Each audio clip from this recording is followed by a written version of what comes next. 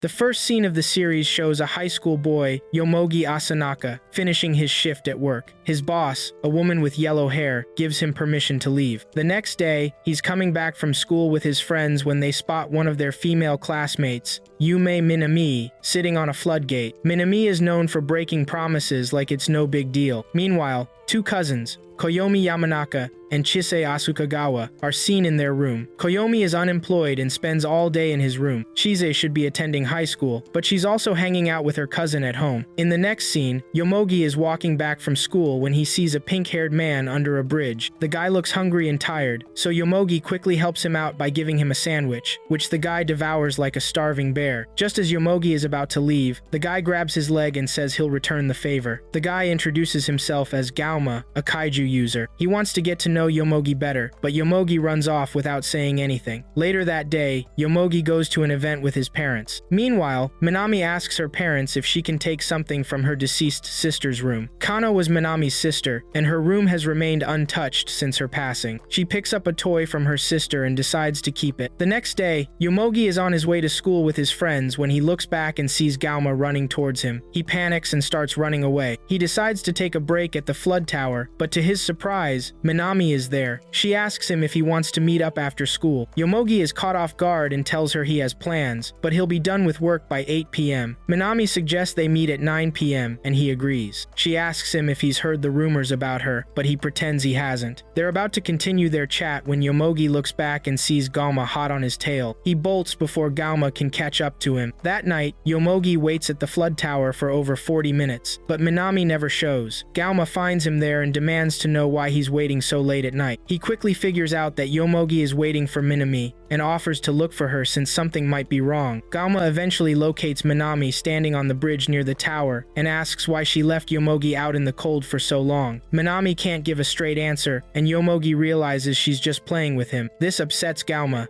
and he scolds Minami. Yomogi hears the commotion from where he's standing and decides to check it out. When he arrives at the bridge, he sees them yelling at each other. He demands to know what's going on, and Gauma reveals Minami's true intentions. Yomogi feels hurt hearing this and wonders if the rumors about Minami being a deal-breaker are true. Minami concedes that she has no intention of meeting Yomogi. She doesn't understand why she makes promises that she finds hard to keep. As they're arguing, they notice a kaiju causing chaos in the nearby town. Gauma makes a gesture with his hand over his eye, as if he wants to do something, but nothing happens. He realizes he's lost his powers as a kaiju user, and what he's trying to do won't work. Just then, a device in his pocket starts blinking. Gauma realizes he has to use the device. He points it into the air, and a bright light shines across the bridge. Chise and Koyomi happen to be in the area when this happens. The device transforms into a giant robot and starts enveloping the area. Chise runs away, but Koyomi gets caught in the robot's grasp along with Gauma, Yomogi,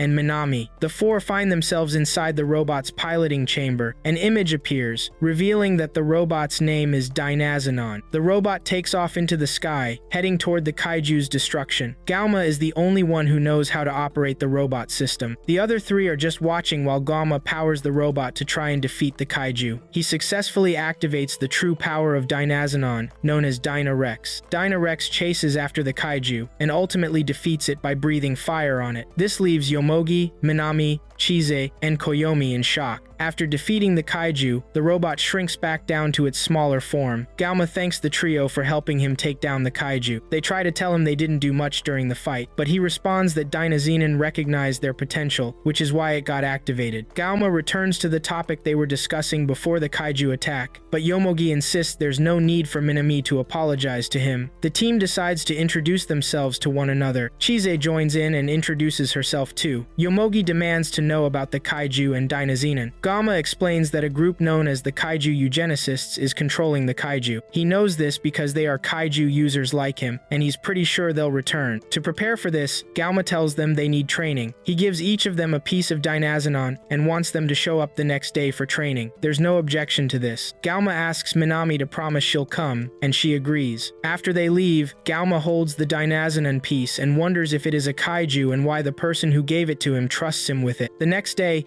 Each team member has something going on. Chise asks Koyomi if she can join her for training, and he agrees. Yomogi tells his friends he won't be available to hang out that day because he has something to take care of. His friends notice he's been kinda busy lately and start to wonder what's up with him. Meanwhile, Minami's mom carries her to the tower where she can walk to where the team is waiting. Yomogi gets to work and decides not to go to training. Galma starts to wonder why Yomogi hasn't shown up. Later that night, Galma goes to Yomogi's house to check on him. Yomogi is surprised to see Galma there. Galma joins him in the bath, and afterward, he has dinner with Yomogi's family. Yomogi feels compelled to ask his mom why she let Galma in. She says Galma told her he was his friend, and that's why she let him in. After dinner, Yomogi's mom even suggests that Galma spend the night, and he does. The next morning, Yomogi wakes up to find that Galma is already gone. Galma got up early, made his bed neatly, and left. Later that day, Minami and Yomogi meet up and decide to train on their own. They activate their devices. Minami's has wings, while Yomogi's looks like a foot soldier. The two combine their robots, giving them the ability to fly. Yomogi suggests they call their combined device the Dyna Wing. They then head to the part of the city where they fought the kaiju to see the destruction that occurred there. Afterward, they decide to take the train back home. While on the train, Minami shares that her sister died in an accident at the floodgate when she was in elementary school. This is why she's been visiting the gate so often. When they reach their stop, Yomogi tells Minami to let the team know he won't be coming to training anymore because he has to go to work. Later, the kaiju eugenicists are seen observing a small kaiju from a distance. They use their powers to activate it, turning it into a large kaiju that begins to cause chaos. Galma quickly tells his team to stop training when he sees this. They need to fight the kaiju to stop it from destroying the city. Yomogi is still on his way to work when the rest of the team picks him up. Dynazenon can't be complete without him, which is why he needs to join the fight against the kaiju. They approach the kaiju and try to attack it, but it teleports away and shows up at their blind spot. The kaiju overpowers them, forcing them to split up and attack from different angles. Yomogi is still unsure how to move since he hasn't trained, and he's obviously distracted. He even gets a call from his supervisor but misses it. Koyomi realizes that the kaiju is using its wings to teleport. Yomogi thinks about grabbing the wings to make them useless, so they can have a shot at the kaiju. Minami then suggests they work together like they did earlier. They combine their devices to become the Dyna Wing, allowing them to go after the kaiju and hold on to it. They throw the kaiju into the air, and the rest of the team shoots it down with missiles. With that, they defeat the kaiju, and Galma is impressed with the team, praising their teamwork. Just then, the kaiju eugenicists arrive to challenge Galma and the rest of the team. Galma tells the team that the eugenicists are responsible for the kaiju going on a rampage, which means the eugenicists are their enemies. The eugenicists remind Galma that he used to be one of them. They suggest he join them again, but Galma declines. Onija, the leader of the eugenicists, screams at Galma and says he's considering getting rid of him since he won't join. One of the eugenicists points out that they currently don't have a kaiju to use, meaning they can't take on Galma and his team. He advises that it's best for them to retreat. The eugenicists leave, but Onija threatens to eliminate Galma the next time they cross paths, calling him a traitor. The next day, the team gathers for morning training before heading off to their daily activities. Minami and Yomogi go to school for classes. After school, Yomogi joins Minami on her way to the music room. Minami mentions she has business with the chorus club and reveals that her late sister, Kano, was a member. She enters the room and meets the club advisor, who says he doesn't know much about Kano but suggests Minami talk to one of her sister's friends, Kane. After leaving the office, Minami tells Yomogi that her sister died the night before a recital 5 years ago. Although her sister never invited her to performances, she did this time, but unfortunately, she passed away before the event. Later, Yomogi is chatting with his friends when one of the eugenicists approaches him for a discussion. His friends are surprised to see him with someone like that and take the chance to point out that Yomogi has been hanging out with some strange folks lately. Meanwhile, Minami is getting ready to meet Kane and informs her mom about it. Elsewhere, Koyomi runs into a high school friend, who happens to be Yomogi's supervisor at work. She asks Koyomi a bunch of questions about his love life, and he admits he's not married and doesn't even have a girlfriend. Before leaving, she makes sure to exchange contact info with him. The eugenicist with Yomogi is named Yuga. After introducing themselves, Yuga starts telling Yomogi about Galma. He reveals that Galma was his comrade 0 years ago, and after dying, they ended up reincarnated in this era. After a short chat, Yomogi mentions he has to get to work and heads out. Yuga goes back to his comrades and shares that he's trying to recruit Yomogi because none of them can control Dynazenon, but Yomogi is one of the few who can. That night, Yomogi gathers his friends to share what he learned from Juga. He mentions that Juga emphasized Galma's betrayal, but his friends question whether Juga is really someone they can trust. They decide to visit Galma, who is staying under a bridge, to confirm some things with him. When they arrive, they find him eating crabs he caught nearby. He admits to betraying Juga and the others, explaining that he did it to stop them because they were fulfilling the will of the kaiju. He says he's not ready to share more about his reasons. As they leave, Yomogi starts to wonder if Galma is just a psycho who likes fighting robots. In the next scene, they learn that a kaiju has appeared in Chiba. The team quickly gathers and heads there. They confront the kaiju, but it seems stronger than they anticipated. Galma suggests combining forces to fight it, but Yomogi says they can't because their feelings aren't aligned. It feels like Galma is holding back something important.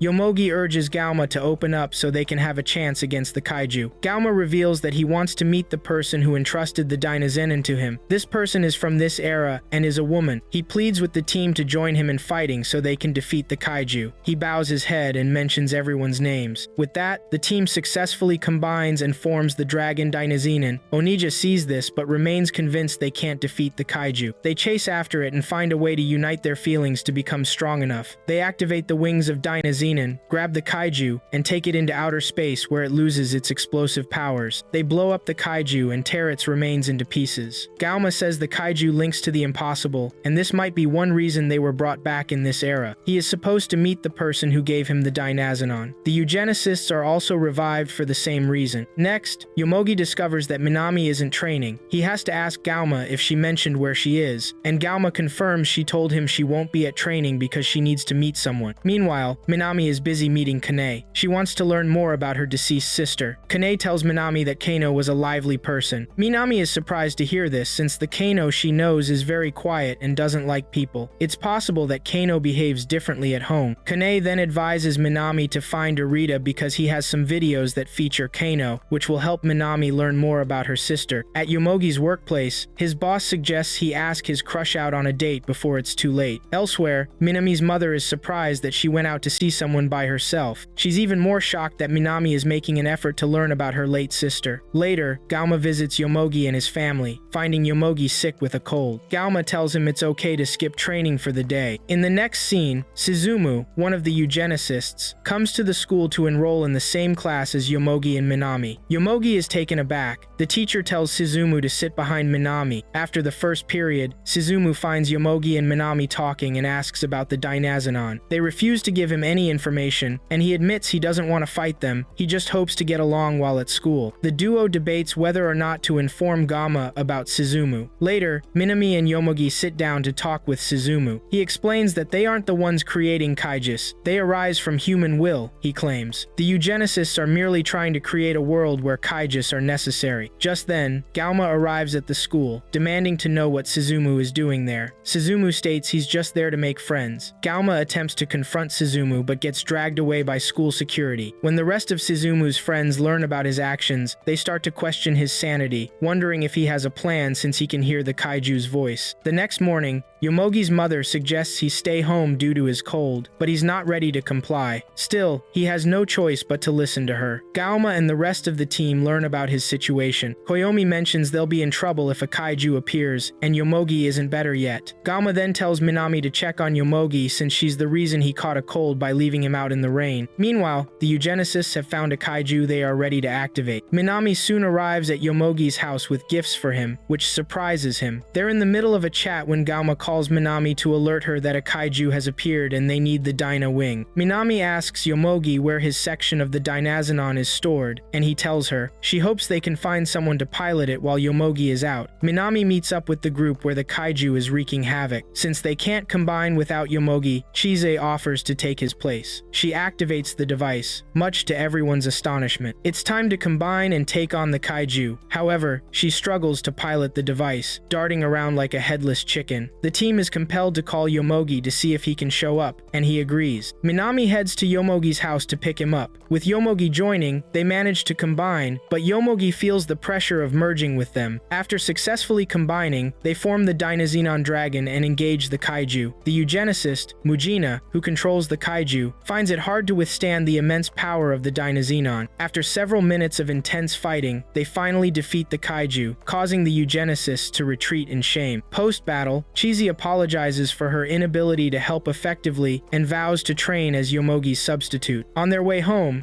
Yomogi asks Minami if he can join her next time she goes to learn about her sister because he wants to know more about her too. Later, Minami also catches a cold, apparently having gotten it while she was in close quarters with Yomogi. Up next, the team meets for training. Apparently, Chise is getting the hang of the Dyna soldier now. She even combines it with the Dyna wings and tells Yomo to take over for her. She wants to see if Dyna wing and Dyna soldier will work with Koyomi's Dyna striker. They try it out, and while they combine, they end up breaking apart because they haven't found their balance yet. One by one, the team starts to leave after this, telling Galma they all have things to do that day. Minami meets Yurita, who gives her secret videos of her sister. Meanwhile, Koyomi meets with Yomogi's supervisor, Inamoto. It turns out Inamoto is already married, and Koyomi starts to wonder why she decided to go out with him. Inamoto is impressed that Koyomi hasn't told anyone her secret. It seems Inamoto broke a school window when they were in middle school, and Koyomi was the only one who saw it. Even with this, he hasn't told anyone. After a few drinks, the two part ways and head home. Later, Minami and Yomogi get an invitation to the pool. Suzumu sees this and asks to join them. They're shocked and have to ask Galma about it. He tells them they can let him come because it might be a good way to catch Suzumu. He missed his chance to grab him at school, but the pool is a good place for his plan. Apparently, Minami and Yomogi don't see Suzumu as their enemy. On the day,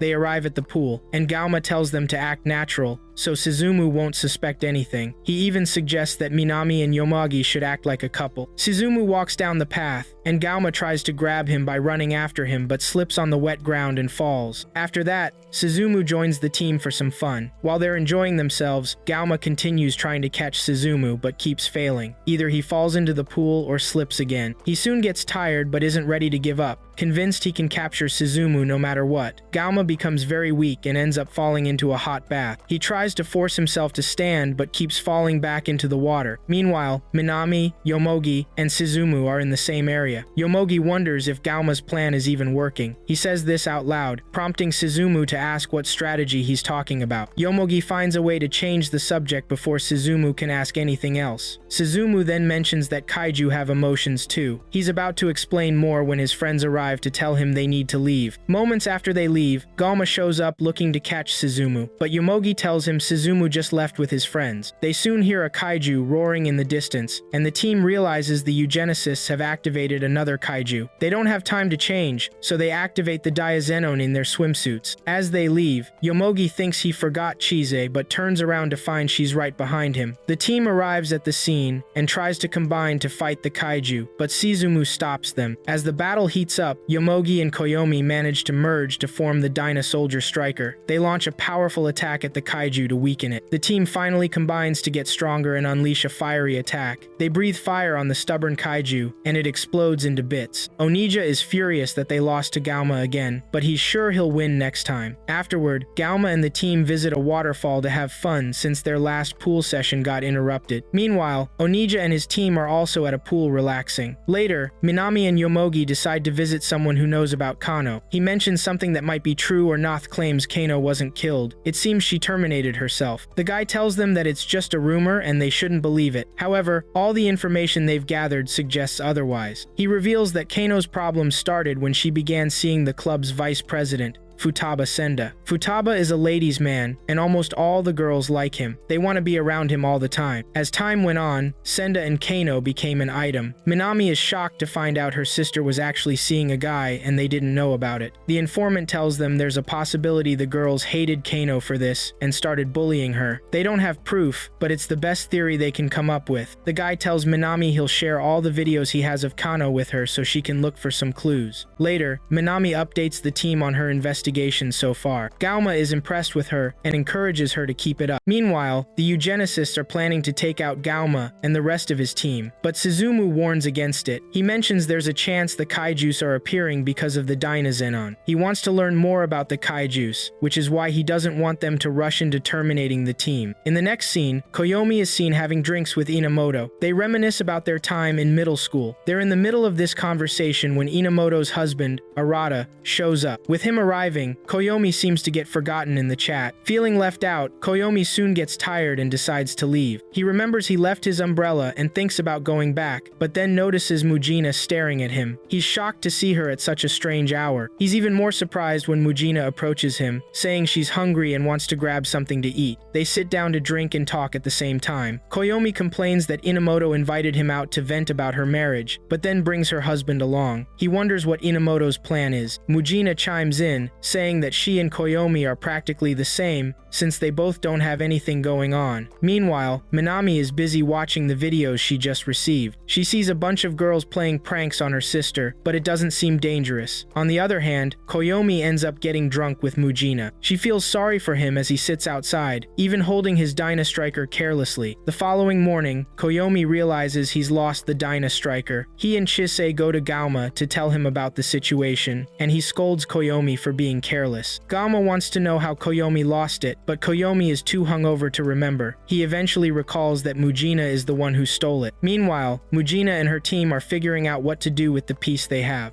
Suzumu tells them to return it because it might help them negotiate with Gauma. Gauma begins tracking down the missing piece, which excites Chise because they'll be raiding the enemy's base. Back at school, Minami tells Yomogi she's watched the private videos but isn't ready to share the details. She hasn't figured it out yet. Yomogi offers to help, but Minami declines and leaves. The eugenicists are still brainstorming how to deal with the piece when Koyomi, Gauma, and Chise arrive. Koyomi creates an opening by knocking Mujina to the ground, and the piece falls from her hand, giving Gauma the chance to grab it. He activates the Dyna Striker, filling the whole room. He's about to crush the eugenicists, but they manage to escape at the last second. Later, Suzumu finds Minami deep in thought. He asks what's bothering her, but she doesn't want to share. Suzumu says he won't pry into her personal issues. Minami wishes life were easier, but Suzumu reassures her that she's fine as is. With that, Suzumu leaves, passing by Yomogi as he exits the bridge. Yomogi then joins Minami on the bridge. Moments later, they discover another kaiju has appeared, and it seems to be struggling. Mujina soon teams up with Onija to activate the kaiju because Suzumu tells them there's a special reason for the kaiju's appearance. It turns out it takes two people to control the kaiju they just found. Gauma and his team waste no time showing up at the scene, but they struggle to fight the kaiju. All their techniques seem useless against it. Just when the kaiju is about to finish them off, a giant drops from the sky. Both teams are left in shock at the sight. The new robot that appears goes after the kaiju and takes it down. This new guy is so fast that the kaiju doesn't stand a chance against him. Suzumu suggests they leave with the kaiju since it looks like the guy will destroy it if they stay any longer. Using their control, they vanish with the kaiju. Once they're gone, the new guy targets Gauma and his team. They thought he was their ally until he attacked them. He beats them up and disappears. Gauma realizes that Dynazenon is damaged, and he needs a way to fix it. He tells his team to look for the missing kaiju. Some search from the air while others search on the ground. Meanwhile, there are two people, a man and a woman, who are behind the new robot that just showed up and took down the kaiju and Dynazenon. Later, Koyomi is out searching when he comes across Inamoto's supposed husband, Arata.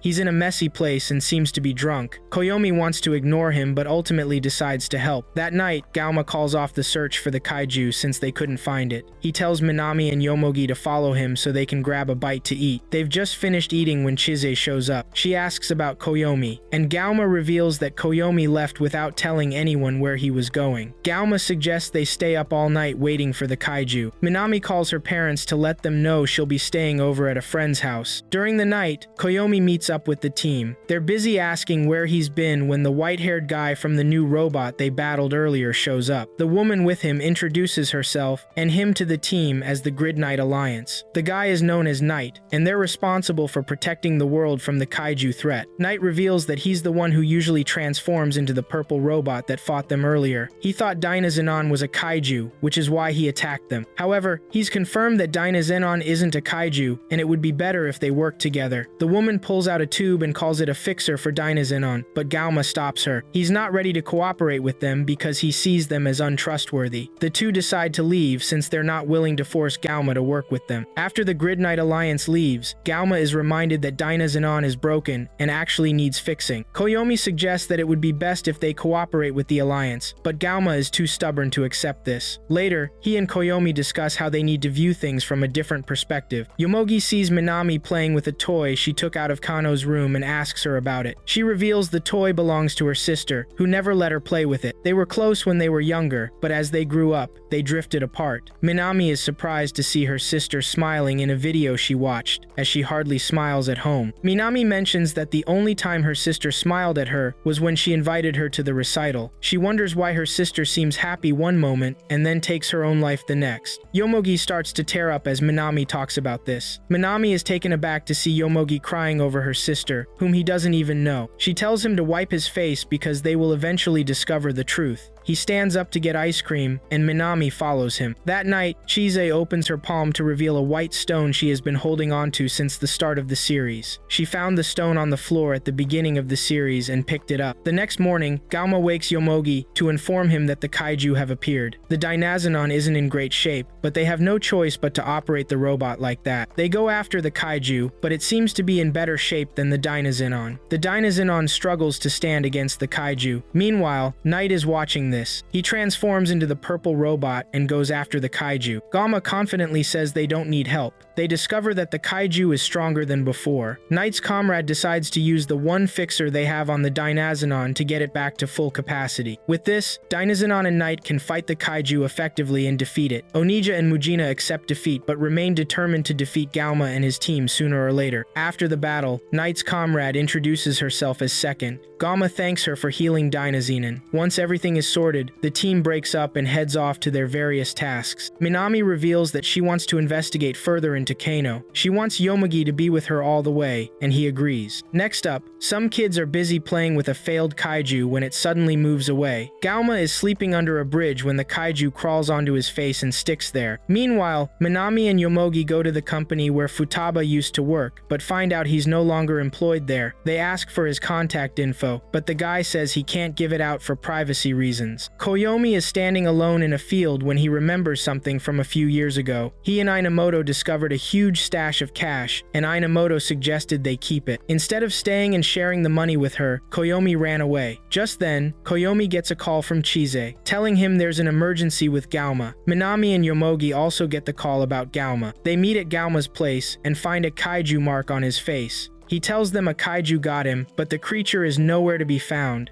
They need to locate the kaiju because it's using its powers in secret. Galma warns them to be careful during their search so they don't end up like him. After a bit of searching, Yomogi and Minami find the kaiju. Galma shows up and insists that Yomogi take it down. Yomogi stops him, saying the kaiju is not dangerous on its own. It only becomes dangerous when activated by the eugenicists. The only crime the kaiju committed was leaving colored marks, including on Galma's face. Galma realizes this and rethinks his approach. He considers using his ability as a kaiju user, but finds that his instant domination skill doesn't work. The rest of the team tries it too, but it only seems to work a little for Yomogi, and that turns out fruitless. Galma decides to take the kaiju home and keep an eye on it, knowing he'll be stuck with a colored face until they find a solution. Just then, Knight and Second show up. They explain that kaijus are born from human emotions and don't usually appear as frequently as they are now. This is due to the eugenicists. The team worries the kaiju could become a problem if it grows too large. Galma reassures them he's keeping a close watch on it. Meanwhile, the eugenicists are out having fun at a bowling alley. That night, Galma puts the kaiju in a cage to keep it from moving. The next morning, he wakes up to find the kaiju has escaped. His team members arrive, and he informs them of the issue. They all head out to search for it. Yomogi is wandering around town looking for the kaiju when he runs into Knight. Knight tells him he should have handled the kaiju when he had the chance and offers to team up with Yomogi to find it. The town is already filled with colors, a result of the kaiju's powers. Knight warns Yomogi that he won't hesitate to eliminate the kaiju if it poses a threat. Just then, Yomogi receives a call from Gauma, who says they found the kaiju, and it has grown. This can only be the work of the eugenicists. Gauma and his team activate the Dynazenon to fight the kaiju. They can't fire missiles in the city because of civilians, so they consider luring it out first. Koyomi tries to lure the kaiju away, but it starts mocking him. As this happens, destruction ensues, and Knight can't ignore it any longer. He tells Yomogi they need to team up to take down the kaiju. The two combine their powers, and Knight instructs Yomogi to aim at the kaiju. Meanwhile, Minami's Dyna piece slips from her hands while she struggles to get out of a building. Cheese finds Yomogi and tells him that Minami is still inside. Yomogi picks up his phone to call her, and she lets him know she dropped her Dyna piece. Suddenly, the kaiju climbs onto the building where Minami is, putting her in danger. Yomogi is forced to use the instant domination skill again, and this time it works. Reluctantly, he uses fire to take down the kaiju. After the battle, Yomogi seems down, but Gauma tries to cheer him up, reminding him that a kaiju is just a kaiju. Meanwhile, the white substance with Chise begins to spread. Later that day, Minami and Yomogi decide to find somewhere to go together. Chise wakes up in her room and discovers that a kaiju has suddenly appeared. For some reason, she seems to be able to control the robot she names Goldburn. It looks like the robot came from the white substance that was with her. Meanwhile, the rest of the team considers going to the carnival. Yomogi is reluctant to join, but starts to change his mind when he finds out Minami is interested in going. Later, Cheese discusses with Koyomi whether it's possible for there to be a peaceful kaiju. As she talks, the kaiju she hid in a box begins to move, and she holds it down. Chise then visits Gauma to ask if they will eliminate any kaiju they find, even if it's peaceful, to which he responds yes. This scares her, and she starts brainstorming how to show the kaiju to her team in a way that proves it's not a threat. She continues dragging Goldburn in the box until she gets under a bridge, and then Goldburn bursts out and grows larger. Chise tries to command Goldburn to shrink, but instead, the kaiju grabs her and flies her into the sky. From atop Goldburn, she gets to see a stunning view of the area below. Meanwhile, Yomogi and his friends are having a good time when someone informs him that he has a visitor. It turns out to be Futaba. He quickly calls Minami to let her know. At the same time, the eugenicists are using their abilities on another kaiju and already controlling it. Futaba meets Minami and Yomogi to share some important news. He admits that he was dating Kano but only heard rumors about her being bullied. He never actually witnessed it. He tells Minami he doesn't believe she took her own life since she's not that kind of person. He firmly believes her death was an accident. After saying this,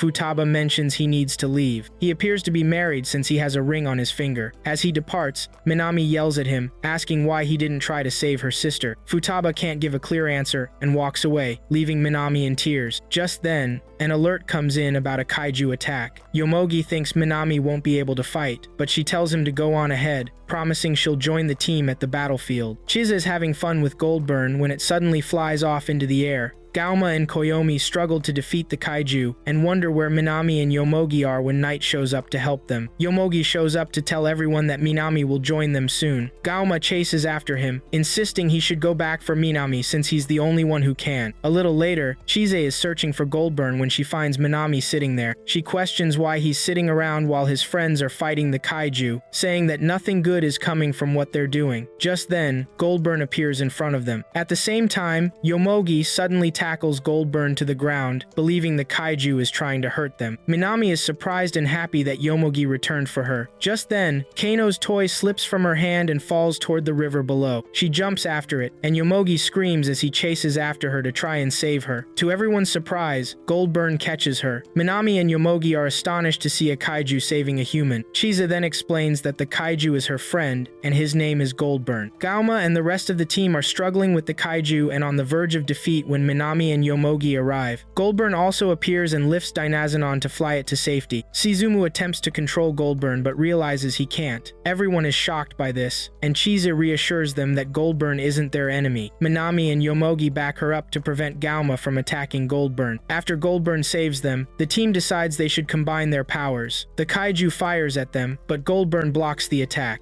Dynazenon, Night, and Goldburn merge to form a massive robot that terrifies the eugenicists. With their combined strength, they easily defeat the kaiju and humiliate the eugenicists. Juga feels crushed that he couldn't defeat Galma and his team despite all his efforts. After the battle, Galma realizes that they can only win if they stick together. They soon discover they missed the carnival while fighting the kaiju, so they decide to get some fireworks and make the best of it on their own. In the next scene, the eugenicists discover a kaiju they think will be a great fit for them. Mujina is about to use her power on the kaiju when both she and the kaiju suddenly vanish. Moments later, Minami also disappears. People start vanishing all over town, creating a mystery. Minami finds herself in a situation reminiscent of years ago, when her sister was still alive and everything seemed normal. Galma and the team realize there's another Galma involved. They're concerned that this Galma will keep causing chaos unless they do something. However, they can't merge their powers unless Minami is with them. Night arrives, ready to help. They're in the middle of making a plan to rescue Minami when the kaiju makes everyone else vanish. Now, it's just Yomogi left. Chise notices the others have disappeared and makes a run for it to escape being eaten by the kaiju as well. Unfortunately, Yomogi is also consumed by the kaiju. Galma finds himself in the past, still with Onija and the other eugenicists. Yomogi manages to track down the Dyna soldier within the kaiju, which paves the way for him. He's searching for Minami, but discovers a barrier prevents them from seeing one another. Meanwhile, Minami is witnessing Kano's life with Futaba. Yomogi realizes he's watching Minami's past. On another note, Second and Chise are safe, thanks to Goldburn. Yomogi continues his search for a way to reach Minami. Her past life unfolds before him. He sees Kano inviting her to a recital and remembers the day her sister told their mom she was going out. Their mother warned her not to go to the floodgate before leaving the house. Yomogi realizes this is the day Kano died. He cries out in agony, wishing Minami would stop her sister from leaving. His scream shatters the barrier between them. The Dyna wing appears in Minami's hands, and she remembers Yomogi. Yomogi tells her they need to stop her sister, and she agrees. Minami and Yomogi rush to the floodgate to prevent her from taking her own life. Kano is surprised to hear Minami tell her not to end her life, insisting she has no such intentions. She hugs her sister, expressing she doesn't want her to die. Then, Minami asks Yomogi to go ahead without her, promising she will join him later. Yomogi begins to break through the barriers inside the kaiju, trying to save everyone the kaiju has swallowed. He finds Koyomi with Inamoto and helps him remember he's living in the past. He also finds Galma and disrupts the dream space he's trapped in. Galma retrieves his piece of Dynazenon, returning to himself. He thanks Yomogi for saving his life. Together, they go to save Night from the past as well. After a long, dull conversation with her sister, Minami finally finds closure. Kano thanks her and says she can now return to her present time. Minami grabs her Dyna wing and rejoins her team. Together, they burst out of the kaiju while merged. Second tells them that everyone else inside the kaiju will come back once it's defeated. With that, they combine their efforts and gear. With a powerful combo attack, they cut through the kaiju and defeat it easily. After the battle, Galma talks about how he felt betrayed by his country but doesn't fully remember everything again. He hasn't given up on meeting the person who entrusted Dynazenon to him. He mentions being hungry. They look for Minami, only to find out she went to the floodgate. After defeating the kaiju, Minami returns to the floodgate for complete closure regarding her sister's death. Next, the eugenicists realize they've lost again to Galma. Despite all their efforts, they've been defeated multiple times. They also discover that there are no kaiju seeds this time, meaning they can't control any kaiju, preventing them from causing destruction and chaos. Juga suggests that Dynazenon might be from 5,000 years ago, and Onija decides he will start killing people himself if there's no kaiju to do it for him. The eugenicists split up when they realize again that there are no kaiju to control. Suzumu comments on how the eugenicists have now become regular people due to their lack of kaiju. Later, the team goes back to school and finds out Suzumu is absent. It seems Chise has decided to attend school as well. Night and Second inform her that they will be taking Goldburn with them, because a world without kaiju feels more natural. Chise is devastated by this news and questions why the kaiju have to leave, especially Goldburn. She's also worried that Koyomi is leaving for work. In the next scene, Juga confronts Galma, admitting they've accepted defeat, but Galma punches him in the mouth. He states there's nothing Juga Juga can say that will change what's happened. As Minami and Yomogi walk by, they see this and rush over to stop Galma from finishing off Juga, who's weak on the floor. Galma tells Juga to stay away, and Juga agrees, saying nothing has changed before leaving. After Juga goes, Minami and Yomogi are shocked to learn that kaiju won't reappear. They ask why he's been acting differently, and he reveals he thought he would see the princess when revived, but found that the eugenicists were revived with him instead. He fears he may never meet the princess again. Apparently, he's attempting to find a princess. Galma then tells Minami and Yomogi to return the Dyna pieces. They're no longer needed, and he should hold on to everything. Koyomi has also returned his piece. Later, Mujina finds Koyomi to inform him that fighting is no longer necessary. There are no more kaiju. Koyomi says he doesn't hate Mujina, but she admits she despises him before leaving. On their way home, Yomogi and Minami figure out that the princess didn't revive because she's not a kaiju user. Minami asks Yomogi to follow her to an important place the next day. The following day, Minami tells her parents she'll visit Kano's grave. Knight and Second also stop by to say goodbye to Galma since they're leaving, and it feels right to bid farewell. Later, Minami and Yomogi visit Kano's grave. Minami admits she's been avoiding it since Kano died, but that's over. They clean the grave and tidy it up before leaving. After they depart, the camera pans to show Galma hiding nearby. Yomogi tells Minami he wants them to stay close even though they're no longer fighting kaiju. He worries their bond will fade once they stop battling kaiju. There won't be Dynazenon to bring them together again. He asks Minami if she's ready to date him. Just as she's about to respond, Suzumu appears. He talks about how it was a good decision to hang around them. He now understands why Galma chose to stop being a kaiju user to live as a human. Then Galma shows up, and Suzumu attacks him, knocking him to the ground and ripping his clothes, revealing markings on his body that shock them. Suzumu reveals that Galma's body is decaying since he's not connected to a kaiju, and he will eventually die. Galma lies on the ground, too weak to stand. Suzumu goes after Minami and Yomogi, but Knight intervenes to stop him. Knight tries to attack,